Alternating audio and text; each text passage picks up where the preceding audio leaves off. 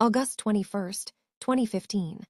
Thalys train #9364, speeding through Belgium toward Paris at 186 miles per hour. Spencer Stone, a 23-year-old U.S. Air Force Staff Sergeant, was dozing in his seat. He was on vacation, backpacking through Europe with two childhood friends from Sacramento, Alek Skarlatos, an Oregon National Guardsman just back from Afghanistan, and Anthony Sadler, a college student. They were supposed to be relaxing, seeing Europe, making memories.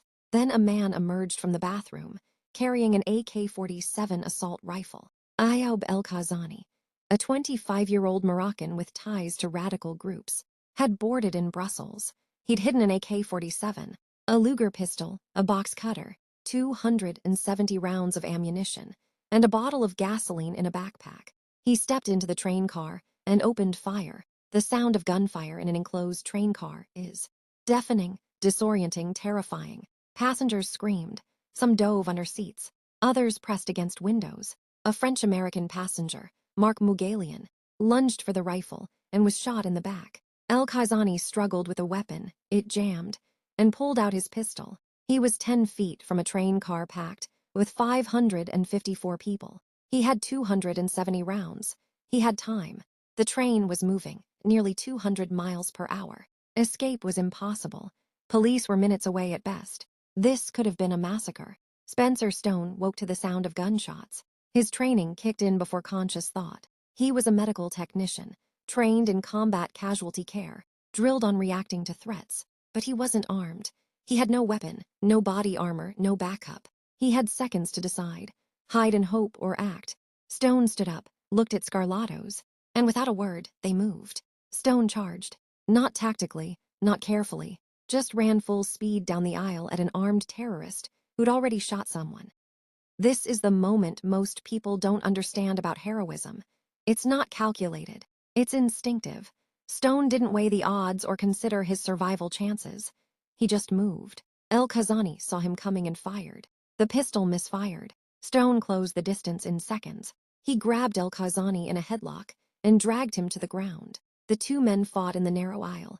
El-Khazani thrashing, Stone trying to control him. Then El-Khazani pulled out the box cutter. He slashed at Stone's face, neck, hands, anywhere he could reach. The blade opened Stone's neck, cutting deep into muscle and arteries. Blood sprayed across the floor. Stone's thumb was nearly severed. Stone didn't let go. Skarlatos arrived and grabbed the AK-47, repeatedly striking El-Khazani with it, while trying to figure out how to clear the jam and shoot him if necessary. Sadler joined, helping restrain the thrashing attacker. British consultant Chris Norman, a 62-year-old businessman, also rushed in to help.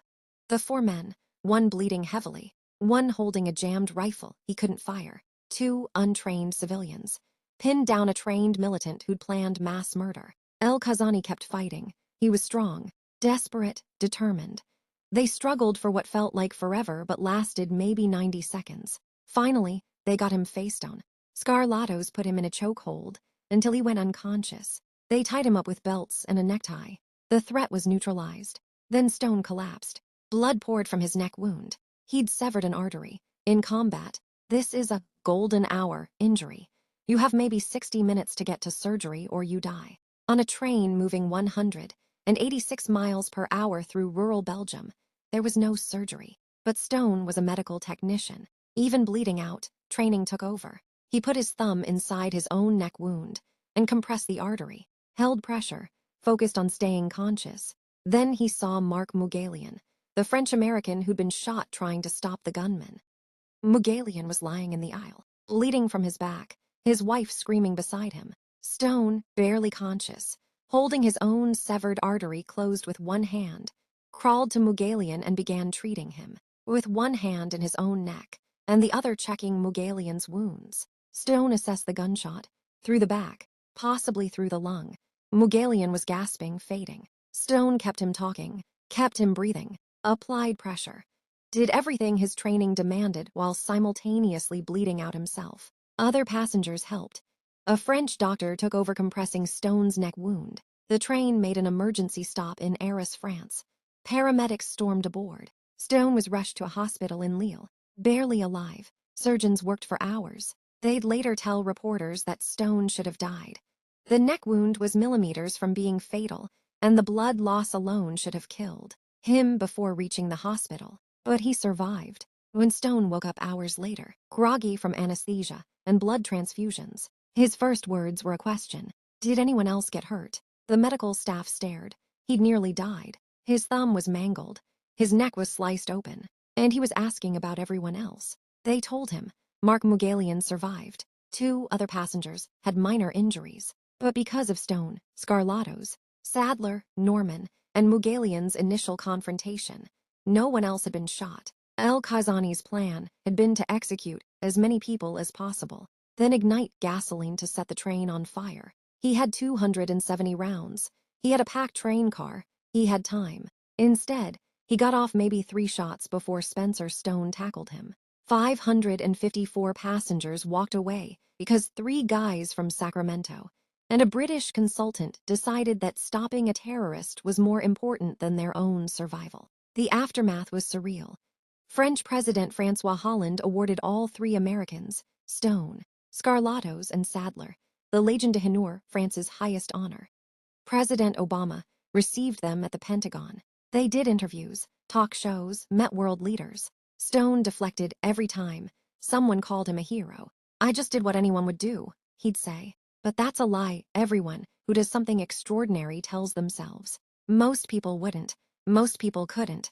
When gunfire erupts, human instinct is to freeze, flee, or hide. Fight is the rarest response. Fighting when unarmed against someone with 270 rounds is nearly unheard of. Stone didn't hesitate, didn't calculate, didn't wait for someone else to act. He just moved. That's not what anyone would do. That's what almost no one does.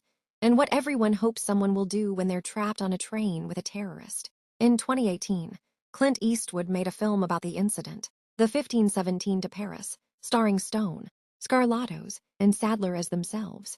It was unusual casting, untrained actors playing themselves, but it captured something important. These weren't action heroes. They were ordinary guys who did an extraordinary thing. Stone later medically retired from the Air Force due to his injuries. He struggled with PTSD and adjustment to civilian life. Heroism doesn't come without cost. But on August 21, 2015, for 90 seconds on a speeding train, Spencer Stone was exactly what the world needed. Someone who ran toward danger when everyone else ran away. A terrorist with 270 rounds, planned to execute hundreds. He killed no one, because one airman decided that sitting down while people died wasn't an option, even if stopping it meant dying himself. 554 passengers went home to their families that night. Spencer Stone went to surgery with a severed artery and a nearly severed thumb. He'd asked just one question when he woke up.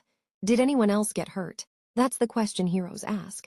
Not, am I okay? Did anyone else get hurt? The answer was no, because he didn't stop fighting.